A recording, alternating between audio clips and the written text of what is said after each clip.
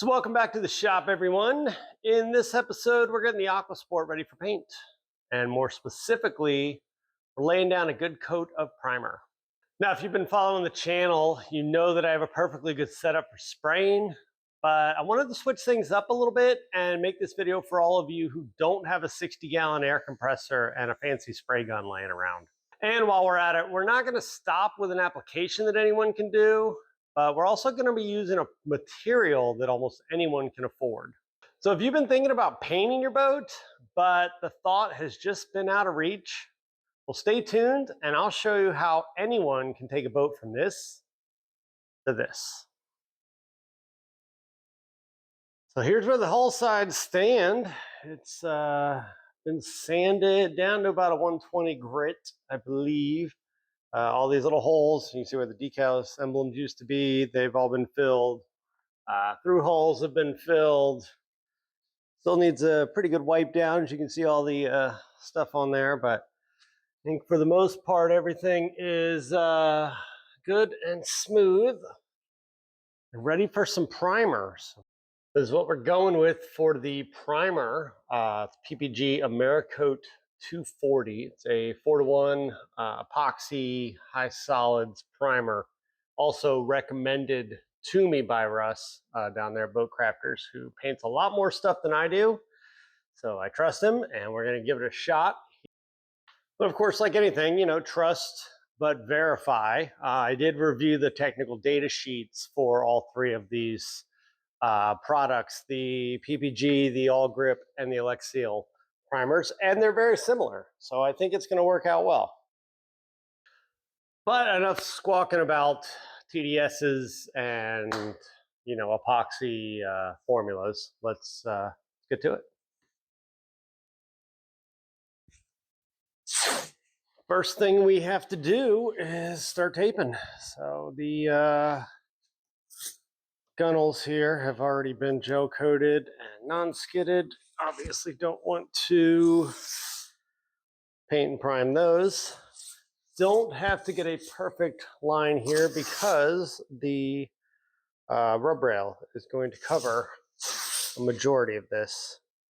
But obviously, you know, the little things that matter when you look underneath. If you you know, have to replace the rub rail and you know, someone down the road pulls this off, you don't want to see a bunch of you know, paint smudges everywhere and looking terrible. So take a few minutes, get this done. A couple dollars worth of masking tape. Not going to hurt the budget at all in the grand scheme of things.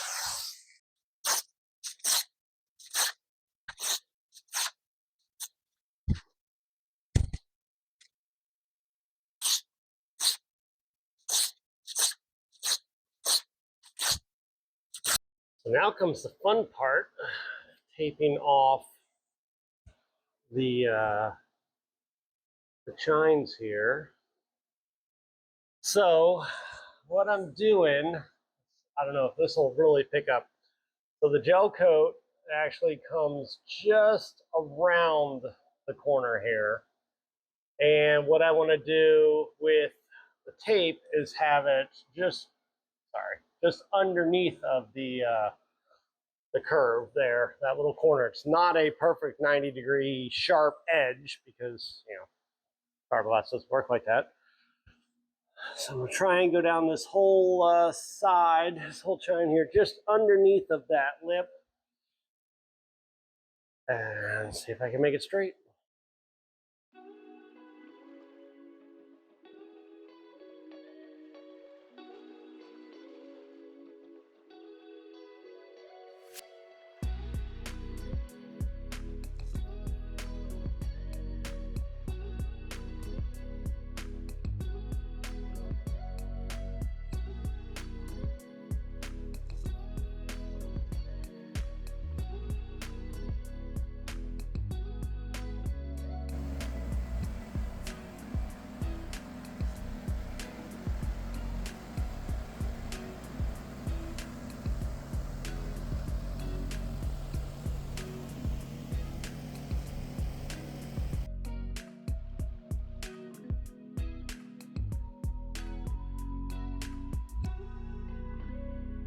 started wiping it down and realized there's a lot of dust on it, and probably the best thing would just be to drag it outside and give it a quick rinse off. So just use some plain water and a clean rag, and got a lot of dust off. So I will let it dry overnight and then pick it back up in the morning with some acetone. I mentioned using acetone in that last clip, but I actually used naphtha here. If you look at the data sheets for the Seal wipe down solvent, it's the primary ingredient and it's much more cost effective. So take a look at the labels and you might save yourself a few bucks. I do want to show this real quick before I cover these hull sides with primer. If you're ever sanding the side of a boat, removing paint, gel coat, whatever, prepping to paint or refinish it in any way, do not use an angle grinder. I had to fair some of these marks out. You can actually see where the grinder disc, where it wasn't perfectly flat, and it carved into it little grooves all down the hull side. I think they go to, it starts to get better about here. So, point being, if you're gonna sand a boat, save yourself a little work. I know it takes longer up front to use a nice quality DA or a larger pad, but worth it. Don't use a little 4-inch angle grinder. It'll strip that paint right off, and you'll feel like you've made so much progress until you start to fair that thing out, and you just realize how much more work you made yourself. Finally, time to roll some of this stuff out. Got a couple bits mixed up. I think about 16 ounces in each one of those to start. Tray. I'm gonna use these mohair mini rollers from Red Tree that I've always had luck with and heard good things about. This stuff stinks. Got my respirator, got a bunny suit here ready. I'm gonna suit up before I roll it because you don't want it all over yourself. Little splatters coming off and whatever. So big fan, 2 small fans will be going. I'm gonna go ahead and record, but who knows what I'm gonna get out of it other than me standing back and rolling some. So let's go.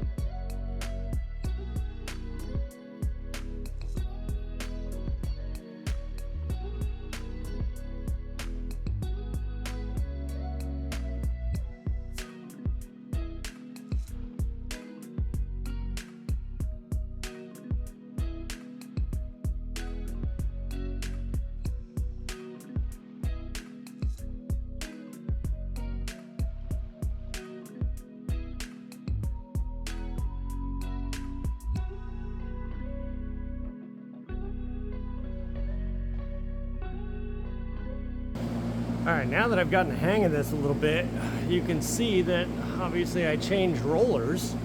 I found a slicker full-size 9-inch roller. I had in the bin. That other one just wasn't putting material on. So, I'll just show you real quick without the mask on for a few minutes what I'm actually doing here, and then I'll turn the fans back on and not die, hopefully.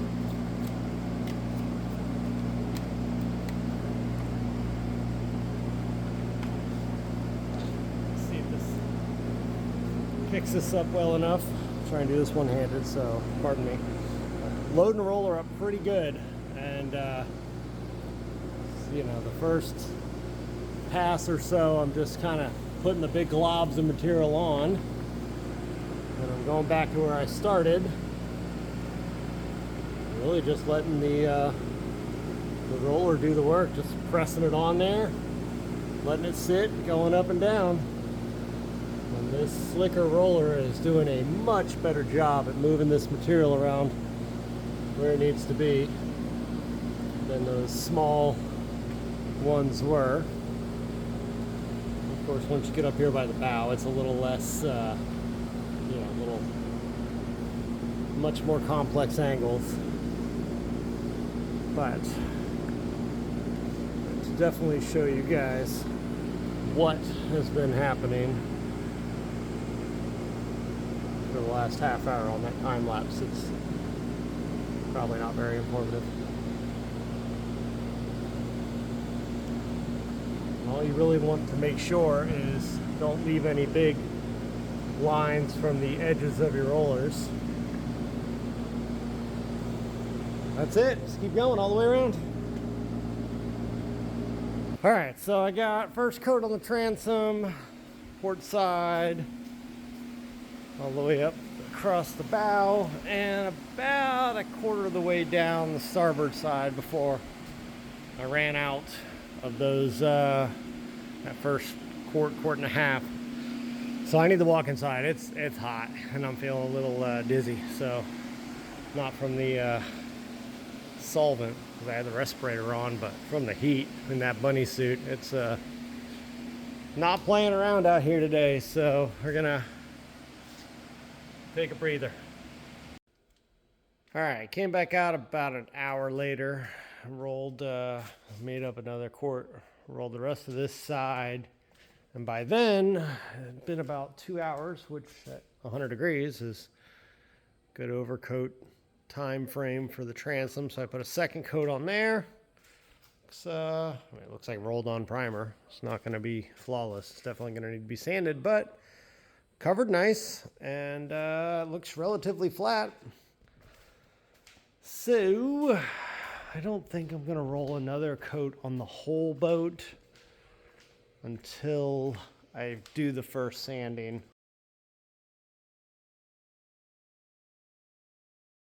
All right, so it's the next day, and I started sanding this with some 80 grit to intentionally burn through some of this primer, because I wanted to show you guys the difference between the high spots and the low spots. This real damaged side over here. Any of these light white patches here in the middle, that's the primer that was left on. Those are the low spots that didn't get sanded yet.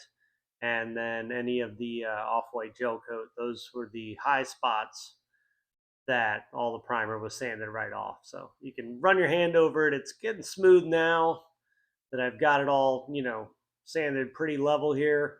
Little filler is going to be needed down there, but no big deal. I'll touch that up real quick. But yeah, just overall, a little extra on the sanding, but wanted to show you guys the differences if you've never seen it before. And this is where we landed after sanding everything. For the most part, it's good. Like I knew I was going to do, I did burn through a few spots, but no big deal there. Going to go back over a bunch of it with a second coat, but not the whole thing. Mainly just the spots that I burned through. This part down here I knew was going to be bad, just because this is where, it got really rough sanded with a grinder. I had to do a lot of fairing on there. So I knew that was going to have a lot of issues. And then the transom wasn't too bad. I burned through on a couple spots on purpose just because I didn't feel it was totally level. So going back over a lot of this with a second coat now. All right, roll the second coat of primer over the whole thing. Covered most of this up. And transom got covered pretty well. And then did most of this over here as well. Skipped some of the spots that were totally good, but only difference, and I didn't record it because it's really the same process. Only difference is I thinned the that PPG primer up 10%, and that's what it looks like when it was thinned. And I looked at the data sheet for the PPG, I think it's called 9192, they're thinner. And it's primarily xylene and ethyl benzene. And guess what? Is it the focus? Focus. Well, I don't want to focus, but that's pretty much exactly what that stuff is. So that PPG thinner is pretty hard to find without ordering it and spending $50 for it. So that was $10 at the hardware store. And it worked well. Didn't do it on the first coat, obviously, because I wanted to do more of like a high build. Sanded that whole thing with like either 80 or 120, I don't remember exactly. I think 80.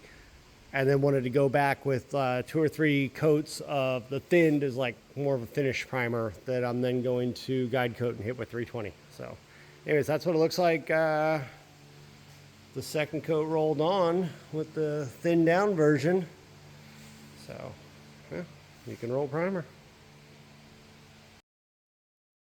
So at this stage, you want to get any pinholes filled before you apply the final top coat, or you will see those imperfections on the finished product. To do that, I'm using the 3M glazing putty. I'll put a link to that down below. It's just a 1-part smeared on with a spreader, very thin coats. I don't think it recommends anything over about a 1/16 of an inch. I think it says like 3 mils max when you're spreading it on. This is not what you want to use to ferret out any imperfections or fill, gouges or holes. This is just for pinholes. This is what I'm talking about when I'm saying pinholes. See if it'll even focus on that. They are just tiny little holes in the gel coat. Pretty hard to see, while you're actually going around, which is why I take the painter's tape and just speckle up the boat. That way when I am going around with the spreader and filling them in, I'm not searching for them, because you'll inevitably miss some and end up going back again and again and again, which isn't a big deal, but it's nice to just get them all done at once. So you see the port side was in much better shape than the starboard side, but of course there's going to be some. Another nice one right there.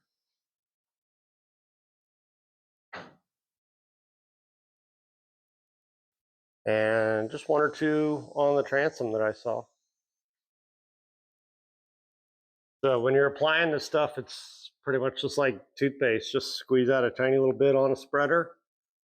Find the hole. Some of them are so small you don't even see them. Wipe it in. A couple different directions. You want to push it in pretty hard because it is going to shrink. And you just want to make sure it's in there good. They have a couple different colors of this. I just went with the white. Matters. I think it's just a difference in the drying times. But with white primer and white glazing putty, it can be kind of hard to see if you don't have them all marked out. So time lapse a little of this, go around the whole boat, fill all these in, and then just walk away for a little bit, let it do its thing.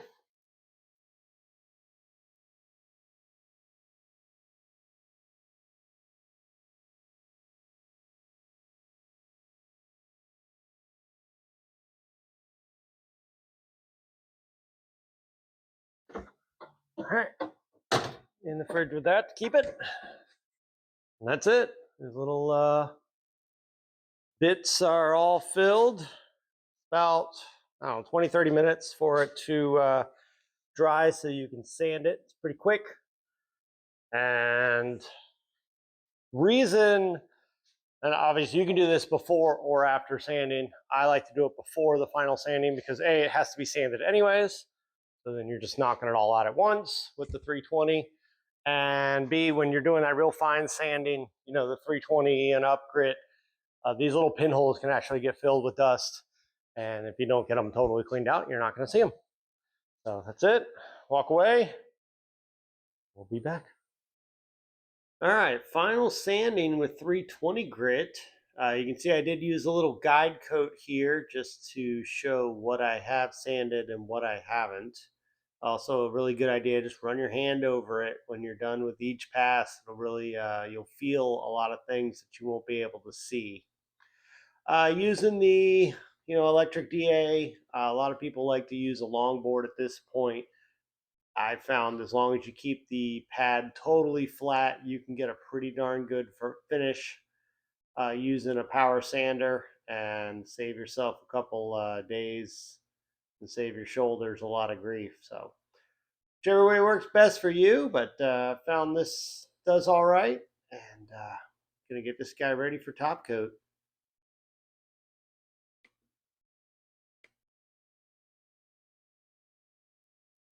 Pretty hard to beat a sunset in Florida in the summertime. I think that's about going to do it for this video. She's looking pretty good. Needs a nice cleaning. Still quite a bit of dust on here. No matter what you do, until you drag that thing out and hose it off, and I mean, that's after a wipe, so. It's going to be an excellent time to wrap this one up. I got word today from Russ that my paint is ready. He sent me a little clip of it, and it's looking nice, so I'm excited for that. I will leave a link for him down below. If you need any Alexial stuff, give him a buzz, tell him I sent you. And if you're not already, subscribe. Next time you see me, we're going to be putting some color on the hull, so stay tuned, and thanks for watching.